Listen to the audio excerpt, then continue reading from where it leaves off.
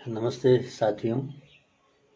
आज मैं आपके समक्ष पुनः एक रचना लेकर आया हूँ और आपसे संवाद करने का भी मन है। इस रचना के माध्यम से तो मैं करूँगा ही, कुछ बातें और भी करना चाहता हूँ कि लोग आज जब संक्रमण का काल चल रहा है तो लोग जो है आत्म केंद्रित होते जा रहे हैं। जब उनके ऊपर कोई विपत्ति आती है तब वो समाज की बात करते हैं, सरकार की बात करते हैं, लोगों की बात करते हैं, उनकी संवेदनहीनता निष्ठुरता की बात करते हैं।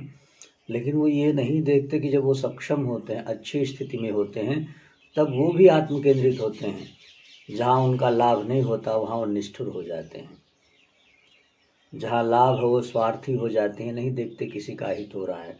जैसे मैं गांव में रहता हूँ इन दिनों, जैसे हूँ, तो मैं देखता हूँ कि यहाँ लोग दूसरे की मेड़ छांट लेते हैं।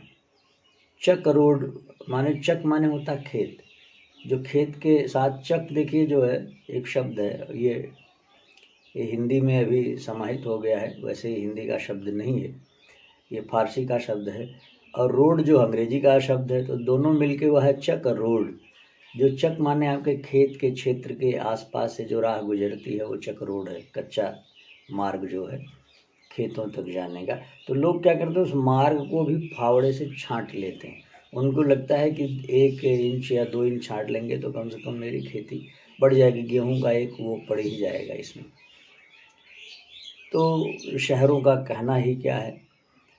तो जब कहीं आ जाती है विपत्ति, जब उनका कोई छांट लेता है या उनकी कोई मेड़ छांट लेता है तो उनको बुरा, अरे देखो मेड़ छांट ले रहे हैं, मेड़ छांटने से खेती थोड़ी बढ़ जाएगी। लेकिन वही काम दूसरी जगह वो कहीं न कहीं किसी खेत, अपने खेत में कर रहे होते हैं। पेड़ काट लेते हैं, किसी की नाली बंद कर देते हैं। लेकिन जब अपना नाली बंद होता है तब उन्हें बड़ा दुख होता है, तब समाज को बुलाते हैं, पंचायत करते हैं। यही प्रकृति के साथ हम कर रहे हैं मित्रों। आज जब ये महामारी चल रही है तो हमें ऑक्सीजन की याद आ रही है और हम पेड़ काटते जा रहे हैं, नदियाँ पाटते जा रहे हैं, गांव में लोग तालाब पाट दे रहे हैं। शहर जो सागर के किनारे हैं, मुंबई जैसे अरब सागर, उसकी वो खाड़ियों को पाट दे रहे हैं, मैंग्रोव को काट दे रहे हैं, वहाँ बड़ी बड़ी अट्टालिकाएँ बना रहे हैं। हमारे गांव, हमारे घर के सामने पीपल है, यहाँ नीम का वृक्ष है। और ये जितना जो है प्राणवायु देते हैं, जिसे आप ऑक्सीजन कहते हैं, उतना वो पूरे बिल्डिंग के गमले जो है ना, मिल करके 10 बिल्डिंगों में जितने गमले होंगे सारे फ्लोर पे, वो नहीं दे सकते। इसको हम कब समझेंगे। पानी जो है स्तर नीचे जा रहा है, सब तरफ लोग पाट दे रहे हैं, ऊपर घर के सामने लोग ईंट और टाइल्स लगा दे रहे हैं, गाँव में भी लोग लगाने लगे ईंट। तो जब पानी, जो प्रकृति का पानी बारिश का, वो नीचे नहीं जाएगा रिस करके, जब टाइल्स लगा देंगे, ईंट ले सीमेंट कर देंगे, तो फिर पानी कहाँ मिलेगा। गर्मी के दिनों में नल पानी छोड़ देता है, जैसा कि अभी समय आ रहा है, नल पानी छोड़ने आरंभ कर चुके हैं। तो हम प्रकृति का दोहन कर रहे हैं। जब हमारे ऊपर पड़ता है तो हम हाय हाय करते हैं। तो मैं ये आपसे बातें इसलिए कर रहा हूँ कि मेरा दायित्व है करना, बतौर मनुष्य, बतौर भारतीय। हमारे कई मित्र कहते हैं कि आपको कौन सुनता है, आपका तो इतना बड़ा नाम नहीं है, फला को देखिए लोग कितना सुनते हैं। मैंने कहा कि भाई ये मेरा दायित्व है। मैं इसलिए नहीं कहता कि मेरी बात हज़ारों लाखों लोग सुने, मुझे लगता है 4 लोग, 3 लोग भी मुझे सुन रहे हैं, तो भी कहीं न कहीं मैं जो है सफल हूँ अपने विचार रखने में। और मुझे पता है कि मैं एक अच्छा लेखक हूँ, एक अच्छा भारतीय हूँ, अच्छे मेरे पास विचार हैं। समय आने पर ये जो है लोग इसे देखेंगे और समझेंगे। मैं जो बातें आज कह रहा हूँ, ये बातें 10-20 साल बाद लोग इस वीडियो को खोजेंगे जो है। मुझे पूरा विश्वास है कि आज के 10-5 साल बाद मुझे खोजा जाएगा, और जो चर्चित, जिनका नाम, जिन्हें ख्यात मिल गई, जितने आज लोग वो सुने जा रहे हैं या देखे जा रहे हैं यूट्यूब पे, इससे ज़्यादा लोग मुझे खोजेंगे। ये समय तय करेगा।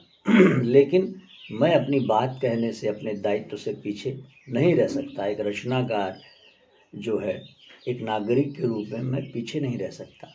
तो मैं सबसे कहूँगा कि आप प्रकृति के साथ छेड़छाड़ मत करिए, क्योंकि आप वर्षों प्रकृति के साथ छेड़छाड़ करते हैं लेकिन प्रकृति एक दिन आपके साथ छेड़छाड़ कर देती है तो सब कुछ बदल जाता है। पूरा जीवन जो है ना, आपका लगता है कि ये तो खत्म हो गया, पूरे जीवन की हमने जो योजना मेहनत की सब। तो आप सोचिए, आपका वर्षों का खेल, प्रकृति का एक दिन का खेल। जैसे हमारे यहाँ कुछ हैं भारतीय सनातन मान्यता में, कुछ लोग हमारी मान्यताओं का मखौल उड़ाते हैं। जैसे कहते हैं ना कि भाई माता पिता की जीवित रहने पे सेवा नहीं करते, मरने पे एक दिन श्राद्ध करते हैं। तो वर्ष में एक दिन श्राद्ध करने से क्या हमारे पितर जो है खुश हो जाएंगे? बाकी तो साल भर भूखे रहते हैं। तो उन्हें ये नहीं पता इस मान्यता, वो मूर्ख इसलिए का अध्ययन नहीं करते सनातन का, कि हमारा एक वर्ष देवताओं का जो देवलोक है वहाँ जो है एक दिन होता है। इसी तरह अभिमन्यु को कृष्ण मांग कर ले आए थे। अभिमन्यु जो थे वो चंद्रमा के पुत्र थे, कहीं कहीं बुद्ध का कहा गया है। तो मेरा कहना ये है कि आप जो है अगर प्रकृति का जो है रक्षण करेंगे तो प्रकृति आपका रक्षण करेगी, आपका ध्यान देगी। इसी तरह एक सूक्ति है जो कहते हैं धर्मो रक्षति रक्षिता।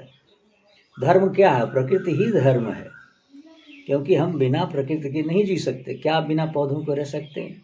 क्या आप बिना जल के रह सकते हैं? क्या आप बिना अग्नि के रह सकते हैं? क्या आप जो है बिना वायु के रह सकते हैं? नहीं रह सकते।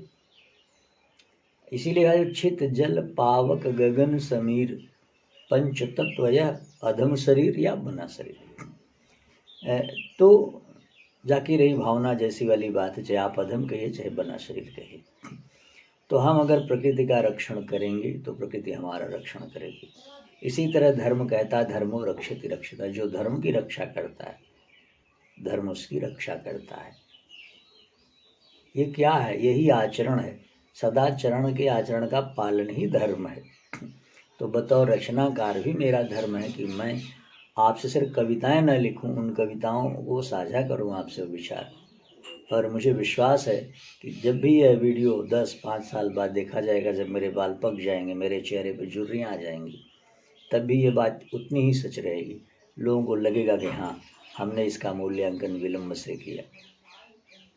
लेकिन मुझे तब भी कोई दुख नहीं रहेगा, आज भी कोई दुख नहीं है, क्योंकि ये हिंदी साहित्यकारों के साथ या भारतीय तमाम भाषाओं के जो साहित्यकार उनके साथ होता रहा। समाज ऐसा ही है, चाहे हम उसे कोसें चाहे ना कोसें। तो मुझे लगा कि आपसे संवाद करना बहुत ज़रूरी है, और आज मैं संवाद कर रहा हूँ आपसे। अब मेरा कविता सुनाने का मन गया, क्योंकि ये जो वीडियो है ये लंबा हो जाएगा, कई MB का, और मोबाइल पर जो है ये 720 और 1000 जो है उसकी गुणवत्ता का बनता है। तो ये मैं नहीं चाहता कि आप बहुत ज़्यादा इसको करूं, ताकि ये लोड भी हो सके, क्योंकि मेरे पास संसाधन नहीं है अभी। लेकिन मेरे विचार बहुत सशक्त हैं। मेरे संसाधन अगर सशक्त नहीं हैं, बहुत अच्छे नहीं हैं, लेकिन मेरे विचार अच्छे हैं, ये मैं जानता हूँ। और मैं अपने राष्ट्र को बहुत कुछ दे सकता हूँ, देना भी चाहता हूँ और यथासंभव प्रयास करता हूँ। तो मेरा कहना ये है कि आप जो है प्रकृति के साथ छेड़छाड़ न करें।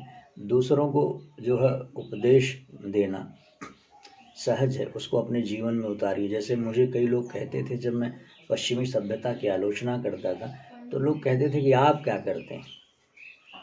तो पहले अपने आप से, तो मैं धोती कुर्ता पहनता हूँ। आप मेरे चेहरे को देखकर भी एक अनुमान लगा सकते हैं कि मेरी उम्र क्या है, बहुत ज़्यादा नहीं है। तो मैं जो है बचपन से जो है मेरा प्रयास रहा है कि मैं भारतीय संस्कृति के प्रति स्वयं आग्रही रहूं और उसको अपने आचरण में लूँ। इसलिए मैं अपनी भाषा का ही प्रयोग करता हूँ, हिंदी का। बहुत जहाँ जो है आवश्यक होता है वहीं अंग्रेजी भाषा का मैं प्रयोग करता हूँ। मैं किसी भाषा का विरोधी नहीं हूँ, लेकिन हाँ, अपनी भाषा, अपनी माता, अपनी संस्कृति, अपनी परंपराओं के प्रति आग्रही हूँ, और आपको भी होना चाहिए। और मैं भाषा के प्रति विशेष आग्रही इसलिए हूँ क्योंकि मैं जानता हूँ कि भाषा केवल संवाद या विचार प्रसारित करने का माध्यम नहीं, पूरी एक जो है संस्कृति है। एक भाषा अपने साथ खान पान, जीवन जीने की शैली जो है वो सब लेकर आती है। अंग्रेजी सिर्फ अंग्रेजी नहीं आई, अंग्रेजी आई तो अपने साथ एक पूरे संस्कार लेकर आई। अंग्रेजी आई तो उसका साहित्य आया। अब वहाँ समझते हैं कि बिना विवाह के भी लोग कई स्त्रियों के साथ रहते हैं, कई बार तलाक होते हैं जीवन में, 5-5 शादियाँ, पर बच्चे को पता ही नहीं होता मेरी असली माँ कौन है, पिता कौन है। तो उनके साहित्य में भी वही लिखा जाएगा, वो यहाँ आ रहा है। अब यहाँ के बच्चे भी वही कर रहे हैं, जो है बिना विवाह के लिव इन रिलेशन जो आप कह रहे हैं आता है। ये सब पश्चिम की ही देन है। हमारे यहाँ लोग धोती कुर्ता पहनते थे, जोड़ा जामा पहन के विवाह में जाते थे। अब लोग कोट पहनते हैं, कोट पहन के विवाह करते हैं। आप किसी को देखते हैं धोती कुर्ते में विवाह? ये पूरी संस्कारी अंग्रेजी भाषा लेकर आ रही है, क्योंकि अपनी भाषा लेकर आए तो भाषा के साथ उनका कोट आ गया, तब वो कोट पहनते हैं। आप पढ़ाया जाता, पहले हमारे यहाँ सज्जन व्यक्ति है जो धोती कुर्ता पहना है उसको बड़ा सभ्य माना जाता था, अंगोछा है कंधे पे। आज आपको जो जेंटलमैन पढ़ाया जाता है, मतलब जो कोट पैंट और गले में पट्टा लगाया है, वो एक सभ्य व्यक्ति है। और आपके जो दादाजी हैं जो धोती कुर्ते में देखते हैं, जो बच्चा शहर से आता अपने दादाजी को, तो उनको जो गंवार आदमी समझता है, असभ्य समझता है। तो ये जो भाषा का बहुत बड़ा प्रभाव है, और आज भाषा की वजह से जो है हमारे देश का समुचित विकास नहीं हो रहा है। आपकी भाषा को लेकर हीनता का बोझ है, क्योंकि आपकी भाषा में रोजगार नहीं है। आप अपनी भाषा पढ़ के चिकित्सक नहीं हो सकते, वैज्ञानिक नहीं हो सकते, अभियंता नहीं हो सकते, न्यायाधीश नहीं हो सकते, प्रशासनिक अधिकारी नहीं हो सकते। अरे भाई, आप लिपिक तक नहीं हो सकते। इसलिए लोग अपनी भाषा छोड़ करके पढ़ने जा रहे हैं अंग्रेजी माध्यम से। उन्हें लगता है ये पढ़ के रोजगार मिलेगा। तो ये बहुत ज़रूरी है कि हमारी भाषा में हमें पढ़ के रोजगार मिले। हम अपनी भाषा के माध्यम से अगर विकास करेंगे तो बहुत तेज़ी से विकास करेंगे। और क्या कहूँ, मैं लंबा इसको बनाना नहीं चाहता, मुझे लगता है 12 मिनट के आसपास हो गया है।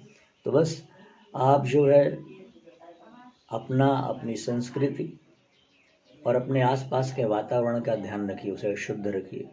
क्योंकि ऑक्सीजन के सिलेंडर पेट पर पर्वतारोहियों के लिए तो ठीक है कुछ समय के लिए, जीवन के लिए ठीक नहीं है। गमले जो है वो पीपल का मुकाबला नहीं कर सकते, गमले बरगद का मुकाबला नहीं कर सकते, गमले नीम का मुकाबला नहीं कर सकते।